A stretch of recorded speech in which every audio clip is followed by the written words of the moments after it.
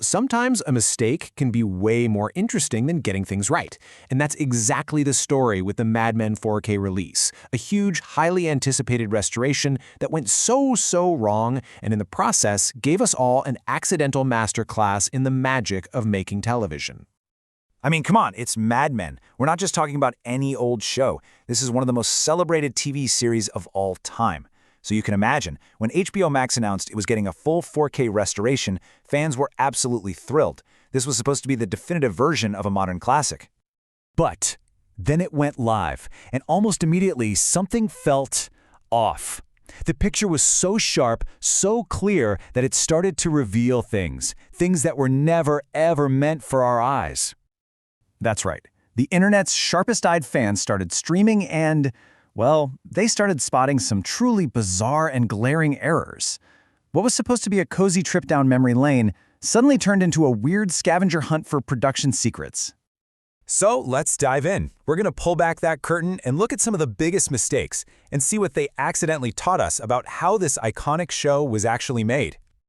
Okay, we have to start with the most famous example. It's from way back in Season 1. Roger Sterling, the Silver Fox ad man, has a few too many drinks, tackles a huge flight of stairs, and then proceeds to get sick right in front of his clients. It's a classic, unforgettable scene. And here's the big reveal. On the right, you see the original broadcast. It's perfect. It's seamless. But look to the left, at the 4K version. Oh my gosh. You can literally see two crew members in the background, holding a hose that's running the practical effect. This is the raw footage. This is the kind of stuff that's always supposed to be digitally erased before anyone sees it. But the mistakes didn't just stop at revealing a few tricks of the trade. They went even further and actually shattered the show's most fundamental illusion, its entire setting. And this shot right here just beautifully illustrates the magic of visual effects. Mad Men is set in 1960s New York City, but it was actually filmed in modern-day Los Angeles. In the unfinished 4K version on the left, you can clearly see modern LA street signs. But in the final version on the right, look at that. Every single sign has been digitally replaced, and they even added things like period-accurate New York City trash cans to really sell it. So, okay, we've seen things that were accidentally left in. But what about crucial things that were just gone? Let's look at the very first episode. Right after that iconic opening credits sequence, there's supposed to be a title card that defines the term Mad Men. It sets the entire tone for the series. But in the 4K version on the left, it's just gone, just a black screen. New viewers were left totally in the dark, missing that vital piece of context. So, this all leads to the big question, right? How in the world does a mistake on this scale happen to one of the most beloved shows in history? Well, it all comes down to the post-production pipeline.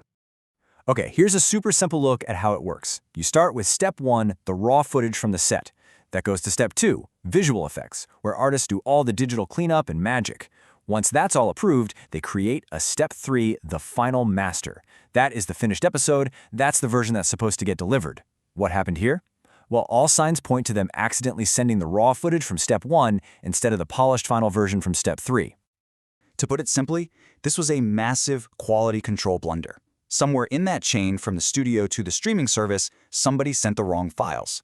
This wasn't some weird creative choice, it was just a huge logistical mistake.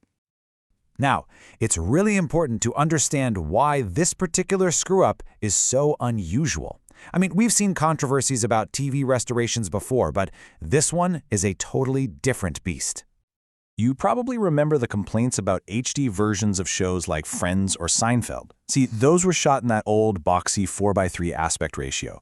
So to make them fit on our widescreen TVs, they had to crop the image, and that's when you'd accidentally see crew members or the edge of the set. But that's not what happened here. Mad Men was always widescreen. So the problem wasn't some misguided attempt to reframe the show. It was much simpler and, honestly, kind of stranger. They just released the rough draft instead of the final finished book. Okay, but here's where the story gets really interesting. Because while this was definitely a huge, embarrassing mistake, it had this completely fascinating and unintentional side effect for all of us watching. As visual effects artist Todd Vaziri pointed out, this mistake was kind of a gift. It gave all of us a super rare chance to see just how much invisible digital work went into a prestige drama, a show most people assumed barely had any special effects at all. And what a revelation it was. This blunder basically became an accidental masterclass. It exposed the incredible invisible art of visual effects in a show that's famous for its realism.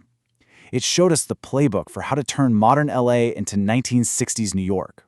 And, maybe most importantly, it was a huge reminder of just how complex and fragile preserving our digital culture really is.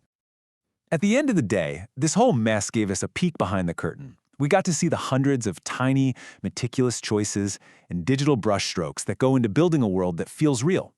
All of which is work that, by its very nature, is designed to be completely invisible.